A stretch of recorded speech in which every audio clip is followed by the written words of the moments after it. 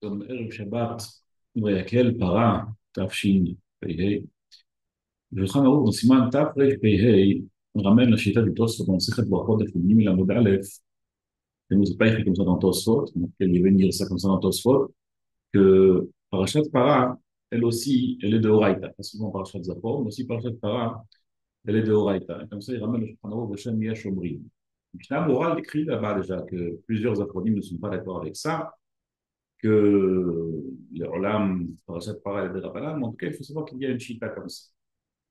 Maintenant, il faut comprendre, parce que Bishlama Parashat Zachor, je peux comprendre que Zachor, Timchet Zecher Amalek, se souvenir de ce que nous a fait Amalek, l'ennemi juré de Kadosh Baruch Hu, l'ennemi juré de Klal Israël. Je comprends que la Torah demande à ce qu'il y ait un rappel annuel de Maaseh Amalek, de Zecher Amalek, de Michiad Amalek. Mais Parashat Para, a priori, c'est un détail, certes important, de l'Ilchot Touma et Tahara, peut-être pas en détail, mais en tout cas un chapitre important de l'Ilchot Touma et Tahara, de Touma Tamet. Qu'est-ce qu'il y a de tellement fondamental que tout le clan d'Israël doit se souvenir une fois dans l'année de Parashat Para, Maïniano? Comment est-ce qu'on peut penser que c'est de Horaïta? Zot Chukat Torah Asher Tziva Hashem Limor. Chuka, c'est quelque chose qui n'a pas d'explication. Pourquoi est-ce que Davka Nemet mitzvah para Aduma, elle s'appelle Chouka, plus que les autres mitzvot. Si c'est pour nous dire, c'est une question qui est soulevée par le Neissos, si c'est pour nous dire que Davka mitzvah para, elle n'a pas de raison, alors toutes les autres mitzvot aussi, leur raison ne nous intéresse pas plus que ça. Alors il y a une chita, notamment dans Human and Bet, chita de Rabbi Shimon, que Darish Ta'ama Dikra. Mais nous, la halacha n'est pas comme Rabbi Shimon. L'autre Darishinan Ta'ama Dikra. Nous, on n'est pas de la raison du pasuk. Nous, il y a une mitzvah, même si on ne connaît pas la raison, c'est pas grave, on avance. Et en vérité, même Rabbi Shimon, qui était Doresh Ta'ama Dikra, c'est sûr que la raison qu'il était Doresh n'était pas la seule. Parce que Rabbi Shimon, selon nous, c'est aussi le Baal Hazor HaKadosh. Le Baal Hazor HaKadosh, Rabbi Shimon, il trouve sur chaque mitzvah des razines, des secrets cachés, enfouis, pour chaque mitzvah. Donc, Bevadaï que le Ta'ama Dikra, qui se trouve dans le chasse, s'il existe, si on le connaît en tout cas, c'est sûr qu'il existe, mais si on le connaît, c'est sûr que ce n'est pas le terme suffisant parce qu'il y a des termes beaucoup plus profonds et compliqués que pas tout le monde connaît. Pas tout le monde connaît les Zohar Kadosh. Et si c'est pour nous dire que les autres mitzvot, si on fait un bel effort et qu'on analyse cette mitzvah, alors on pourra trouver une raison, mais mitzvah de para, demain on aura beau faire tous les efforts du monde, on ne trouvera pas de raison. C'est tout simplement pas vrai. Parce que d'une part, on sait que les Sifrei Pnimiut Torah, la Kabbalah, on sait que ça existe, même si on ne connaît pas ce qui est écrit dedans, mais en tout cas, on sait que les Sifrei Kabbalah, ils sont malèves et gadouches, remplis de ta'amim et de razim, de secrets, de pourquoi paradoma, comment paradoma, sur chaque détail de la mitzvah. Et de plus, Rashi, Rashi nous ramène le fameux Rabbi Moshe Adarshan, que tout le monde connaît.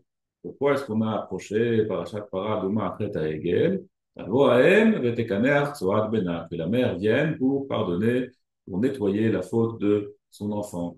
Prête à Hegel, le Hegel qui est le petit de la vache, c'est celui qui a fait fauter le père d'Israël, donc la mère viendra pour nettoyer la faute de son enfant. Nous, alors le voilà la raison, voilà le terme, le voilà la raison. Comment est-ce qu'on peut dire pourquoi personne ne connaît ses secrets? Il est plaote. Pourquoi Dafka ça, c'est une chouka plutôt que les autres mitzvot? Si on avait l'Agdal dans le psukim, ça aussi c'est une question soulevée par le Bnei Yisraël.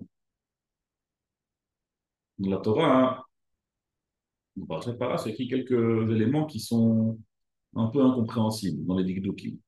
Vaïdaber Hashem el Moshe vel Aaron leimor. Ouverture classique de beaucoup de parashiot. Mais après, Zot chouka Torah asher tziva Hashem leimor, daber el Bnei Israël. Tout celui qui a fait une fois Shna Mikra Bechat Targum, il voit qu'il y a quelque chose ici d'un peu difficile à entendre. On aurait dû dire Daber el Bnei Israël, Zot chouka Torah, parle au Bnei Israël, qu'est-ce que tu leur diras? Zot chouka Torah. Non. Il dit d'abord Zot chouka Torah, il commence la paracha, et après il dit Daber el Bnei Israël. Normalement, on devrait dire, dit au Bnei Israël la chose suivante, et là on commence à dire la paracha. Pourquoi il n'a pas dit comme ça? Il a dit d'abord une partie de la paracha, il a commencé à entamer la paracha d'autres cas de la Torah, après la Bnei Israël, après il a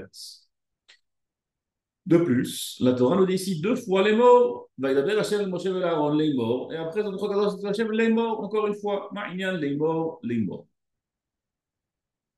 Pour comprendre tout cela, on va regarder ensemble avec la permission de Midrash Rabbah.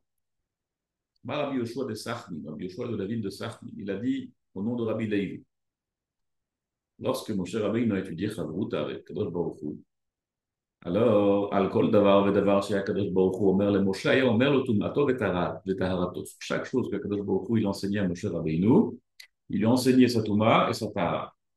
כיוון שהגיע לפרשת אמור אל הכהנים, quand ils sont arrivés à פרשת אמור אל הכהנים, אמר למשה ריבונו של עולם, אם נטמא זה במה תהא טהרתו, si le Kohen se rend impur, quelle sera sa purification, quelle sera sa tahara? Lo leishivo. Kadosh Baruch Hu il ne va pas répondre. À ce moment-là, le visage de Moshe s'est déconfit. Il n'y a pas de réponse à sa question. C'est déstabilisant. Mais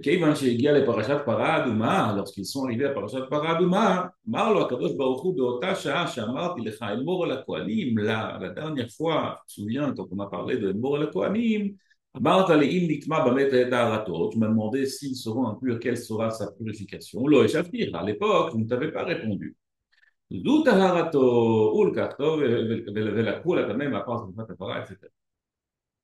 C'est-à-dire qu'il y avait un dialogue entre Moshe Rabbeinu et Kadosh Baruch Hu lorsqu'ils ont étudié Parashat Emor, qui chez nous elle est écrite plus tard, plutôt que Parashat Chukat. Et pour pouvoir comprendre la question, pour pouvoir obtenir une réponse à la question de Moshe Rabbeinu, quelle est la purification du Kohen, il a dû attendre jusqu'à Parashat Chukat quand ils sont arrivés. Et là, Kadosh Baruch Hu, tu te souviens, Zot Chukat la Torah, quand on avait parlé, alors là, voici la Torah que tu attendais, là, voici la réponse que tu attendais. C'est ce qui nous explique le Leimor, parce qu'il dit Leimor, voici la paracha, et il dit Leimor, ce qu'on avait dit la dernière fois, c'est maintenant que tu obtiendras la réponse. Et c'est pour cela que Zot Chukat la Torah, on commence par dire Zot Chukat la Torah dont on avait parlé avant. Il y a un remez pour ça, que Imrot Hashem Amarot Teorot, que Leimor, ça vient faire allusion au Leimor, la question que Moshe Rabbeinu avait dans Parashat Leimor, et ça c'est le Leimor dans l'Ikrot Tahara, que Akadosh Baruch Hu il le ramène. Et il fait référence au dialogue qu'ils avaient eu dans Parashat Emor quand ils étudient Parashat Para. Ça, c'est la Amira Yeteira de Leimor, Hashem Amarot Teorot. Alors, en effet, grâce à cela, on peut comprendre les Ligdukim qui ont été soulevés, Leimor, vous autres pas Torah, pourquoi est-ce que c'est dit avant d'abord Israël? Mais la première question, qui est celle qui est la plus dérangeante, pourquoi est-ce que Davka Parashat Para s'appelle Chuka et pas les autres mitzvot? Celle-ci nécessite encore une explication. Alors, laissez-moi partager avec vous notre permission en enseignement de Neisos. Bémet, ce qui est encore plus étonnant, c'est que le Midrash, aussi dans le Sifrim d'Afudal, ramène que Shlomo HaMelech, parmi Koladam, Shlomo HaMelech, qui était l'homme le plus sage, le plus intelligent de toute l'histoire de l'humanité, a dit sur Parashat Para, Amarti Erkema ve'ir rechoka mimeni. Je dis que je vais essayer d'obtenir la sagesse, mais elle est restée loin de moi. C'est-à-dire que même Shlomo HaMelech, le plus sage de toute l'humanité, a dit Parashat Para, c'est tout. C'est quelque chose que je n'arrive pas à percer. Bishlama, dans la Gemara, elle dit quelle était la question de Moshe de Shlomo, quelle était son incompréhension. Gemara, elle est dans là-bas. C'est des questions que Shlomo HaMelech aurait pu éventuellement avoir. Mais le Midrash, il a l'air de dire, Midrash Rabbah, Rabbi Yitzhak Patar, Kol ze nisiti v'chokhma amarti yech kema v'ir rechoka mimeni, dans Kohelet. אמר שלמה על כל אלה עמדתי ופרשה של פרה, כלומר חקרתי ושאלתי ופשפשתי. J'ai essayé de comprendre, j'ai essayé d'analyser, d'enquêter. אמרתי, החכמה והיא רחוקה ממני, j'ai dit, je voudrais être plus sage, mais elle est restée loin de moi. Et לכאורה, dans le Midrash, c'est mach, que Shlomo HaMelech avait une question générale sur Parashat Para. Pourquoi Parashat Para? Et évidemment, avec le respect infini qu'on a envers Rabbi Moshe Adrashan et envers Rashi, envers les Mekoubalim, l'Ichora, Shlomo HaMelech, il aurait pu lui aussi arriver aux conclusions de Rabbi Moshe Adrashan, qui a Pipshat, et même ceux des Mistoré des Mekoubalim, je ne sais pas quel était la Kabbalah de l'époque, mais en tout cas, Mistoré lui aussi, même Shlomo HaMelech aussi, il aurait pu arriver à toutes ces conclusions. Donc pourquoi est-ce que Shlomo HaMelech, il a dit, Martir Kemavir, Chokam Imen? Mikol Adam, c'est écrit dans Melachim. Mikol Adam.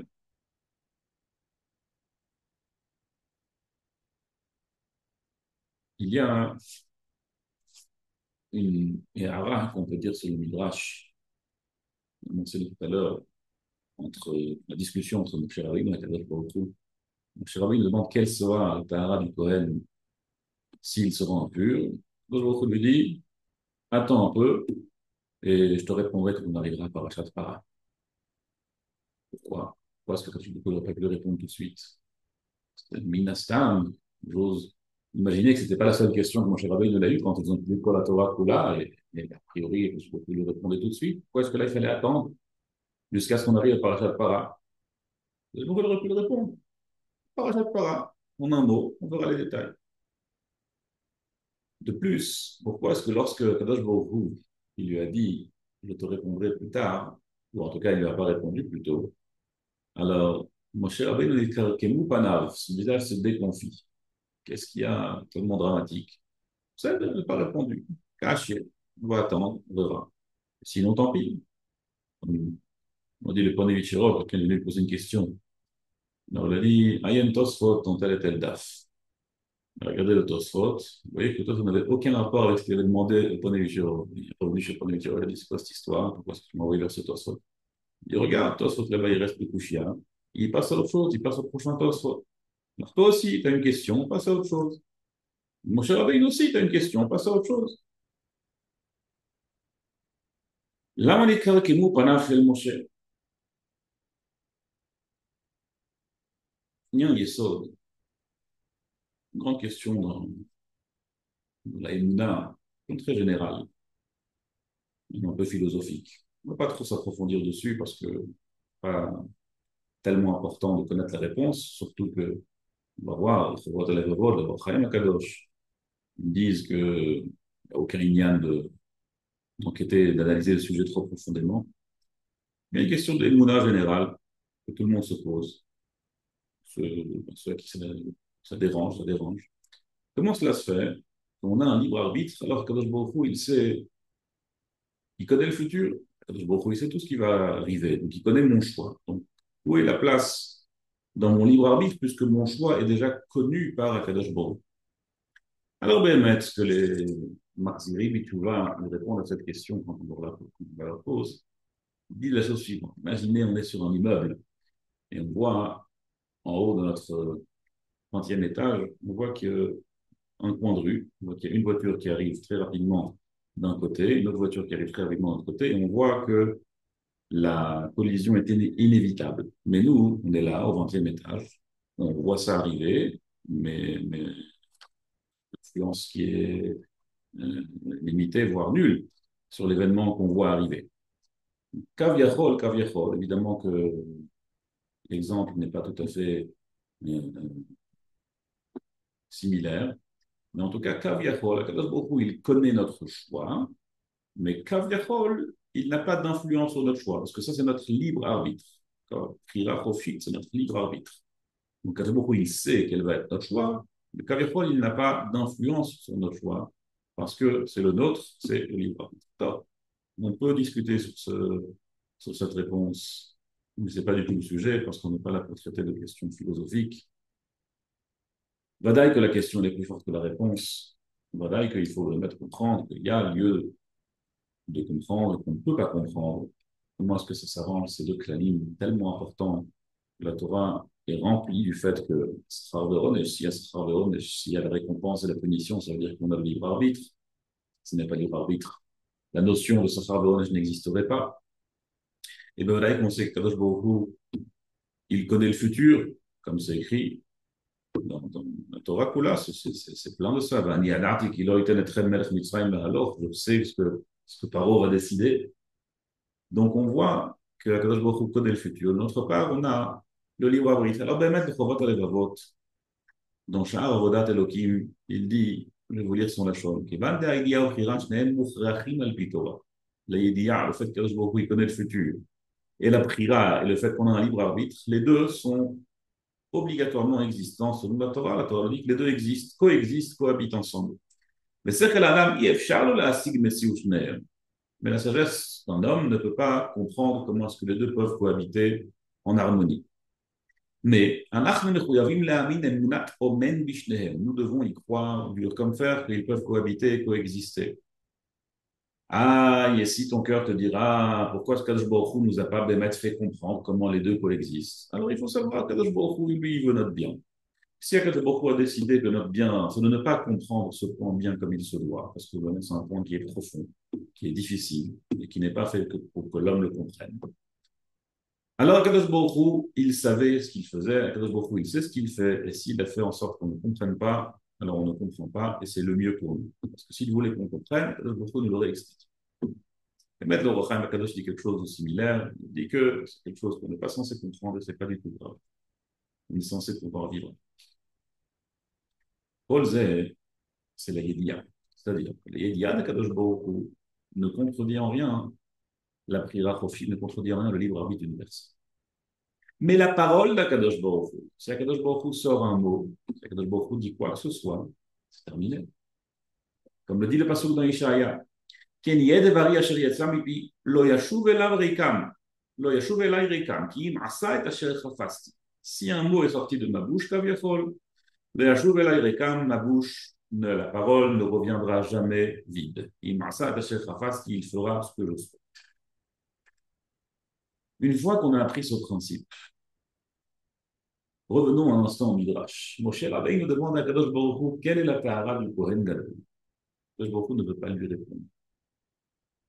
Parce que si Kadosh Baruch Hu lui avait dit la réponse de Para Adouma, Moshe Rabbeinu, il aurait compris ce que Rabbi Moshe Darshan a compris. Que Tavo Ahem, Vetekaneh, Tzorat Bena. Et Mimaïl, si Kadosh Baruch Hu ne veut pas le dire, quelle est sa tahara? Ça veut dire qu'il y aura ici une faute. Même si Moshe Rabbeinu ne connaissait pas encore la faute, mais il a compris qu'il y a ici une tahara qui sera nécessaire par la suite. Mais que Akadosh Baruch Hu veut laisser encore le libre arbitre, parce que si Akadosh Baruch Hu avait dit la tahara avant cela, c'est comme si Akadosh Baruch Hu a dit que inévitablement le Klal Yisraël va fauter, parce qu'Akadosh Baruch Hu a dit quelle sera la faute, et par conséquent il n'y a plus de libre arbitre, et Mimaïl, ça c'est impossible. Ça c'est impossible que Akadosh Baruch Hu laisse le Bnei Israël fauter sans libre arbitre. Une faute, ça doit forcément venir d'un libre arbitre. Et selon ça, Parashat Chukat a été dite, Moshe Rabbeinu seulement après Cheteg. Et Parashat Emor a été dit quand ça? Avant Cheteg. Et donc, Akadosh Baruch Hu a attendu que les Bnei Israël fautent par leur libre arbitre pour pouvoir sortir cette parasha de Parashat Chukat, Parashat Para, pour pouvoir faire en sorte que les Bnei Israël ne fautent pas sans libre arbitre. Et Mimaïl, Amarti Yerkema Vir Choka Mimeni, Zot Chukat Torah. Quel est le point tellement profond, tellement incompréhensible de Parashat Para? C'est cette Nekuda, ce point. Que le Sechel HaEnoshi, la sagesse humaine, l'intelligence humaine, même celle de Shlomo HaMelech, Yerkam Mikol Adam, qui était le plus sage de toute l'humanité, même elle ne peut pas comprendre bien comme il se doit cette contradiction qu'il y a entre Média et entre Khira Profit. Akadosh Baruch Hu connaît le futur, connaît tout ce qui se passera jusqu'à la fin des temps, et connaît aussi, et le fait que aussi le libre arbitre existe et cohabite harmonieusement avec ce que Akadosh Baruch Hu connaît le futur. Et ça, il faut l'yot. C'est la raison pour laquelle on doit lire chaque année Parashat Para de Chukat Torah. Et selon Tosfot, c'est une chita qui est rapportée dans Shulchan Aruch, c'est une mitzvah de Horaïta de lire cette Parashat Para pour comprendre qu'il y aura toujours une partie de Emouna qu'on ne comprendra pas.